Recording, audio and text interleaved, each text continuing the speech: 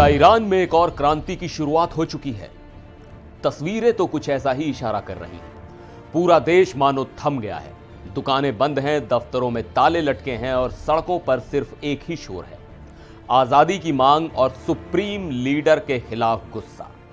प्रदर्शनकारियों ने अब गवर्नर के ऑफिस पर धावा बोल दिया है और हालात इतने बेकाबू हैं कि भीड़ अब सीधे तौर पर अयातुल्ला खामेनेई की मौत के नारे लगा रही है।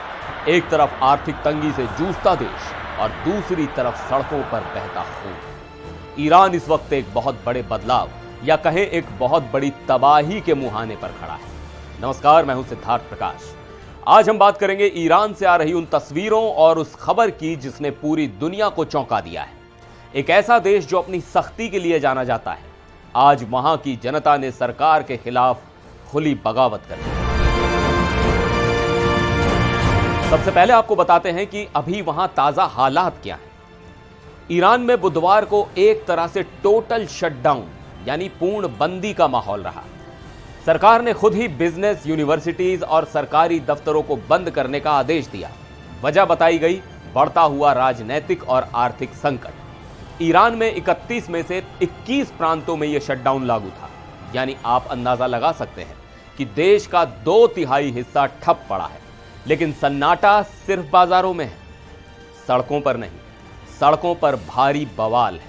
सोशल मीडिया पर वायरल हो रहे वीडियो डराने वाले हैं। तेहरान, शिराज, इस्फहान और करमानशाह जैसे शहरों में प्रदर्शनकारी और सुरक्षा बल आमने सामने। सबसे ज्यादा हैरान करने वाली खबर दक्षिण मध्य ईरान के शहर फसा से आई है। वहां प्रदर्शनकारियों का गुस्सा इस कदर भड़का कि उन्होंने गवर्नर के ऑफिस को ही घेर लिया। लोग सरकारी कॉम्प्लेक्स के गेट पर पत्थर बरसा रहे थे और गेट को तब तक हिलाते रहे जब तक वो खुल नहीं गया। रिपोर्ट्स के मुताबिक जब भीड़ ने गवर्नर ऑफिस में घुसने की कोशिश की तो वहां मौजूद इस्लामिक रेवोल्यूशनरी गार्ड कॉर्प्स यानी IRGC के जवानों ने फायरिंग शुरू कर दी। हालात को काबू में करने के लिए शहर के ऊपर मिलिट्री हेलीकॉप्टर मंडरा रहे हैं ताकि लोगों को डराया जा सके और इस विरोध को फैलने से रोका जा सके। लेकिन जनता का डर अब खत्म होता दिख रहा है। भीड़ डेथ टू द डिक्टेटर यानी तानाशाह की मौत और डेथ टू खामेनेई यानी खामेनेई की मौत के नारे लगा रही है। एक और वीडियो में लोग चिल्ला रहे हैं बेशर्म बेशर्म। यह गुस्सा सीधे तौर पर वहां की सरकार और सुरक्षा बलों के खिलाफ है। इस पूरे विरोध प्रदर्शन में अब खून भी बहने लगा है। पश्चिमी प्रांत के शहर कुहदाश्त में हिंसा के दौरान एक 21 साल के वॉलंटियर गार्ड की मौत हो गई। यह रेवोल्यूशनरी गार्ड का सदस्य था। ईरानी स्टेट मीडिया ने खुद इसकी पुष्टि की है और इसे इन प्रदर्शनों के दौरान सुरक्षा बलों की तरफ से हुई पहली मौत बताया है। लोरिस्तान प्रांत के डिप्टी गवर्नर ने बयान दिया है कि इस गार्ड की हत्या दंगाइयों ने की है।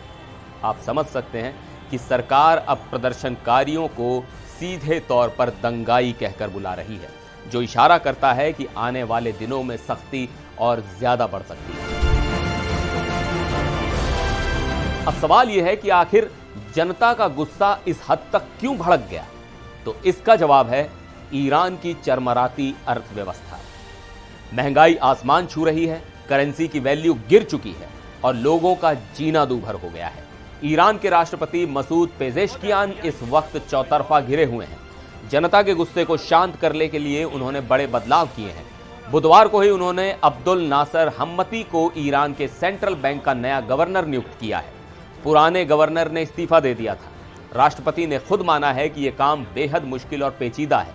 इसके अलावा supreme leader Ayatollah Ali Khamenei ने भी अपनी पकड़ मजबूत करने के लिए रिवॉल्यूशनरी गार्ड्स में नए डिप्टी कमांडर की नियुक्ति की है। लेकिन बड़ा सवाल यह है कि क्या चेहरे बदलने से ईरान के हालात बदलेंगे? सड़कों पर उतरी भीड़ अब केवल महंगाई कम करने की मांग नहीं कर रही, वो अब पूरे सिस्टम को उखाड़ फेंकना चाहती है। क्या ईरान की सरकार इस बगावत को कुचल पाएगी या फिर ईरान एक नए इतिहास की ओर बढ़ रहा है? इस खबर पर हमारी नजर लगातार बनी रहेगी। फिलहाल के लिए बस इतना ही। कमेंट करके बताइए कि क्या आपको लगता है कि ईरान में सत्ता परिवर्तन हो सकता है? फिर मिलेंगे एक और वीडियो में। देखते रहिए NDTV इंडिया।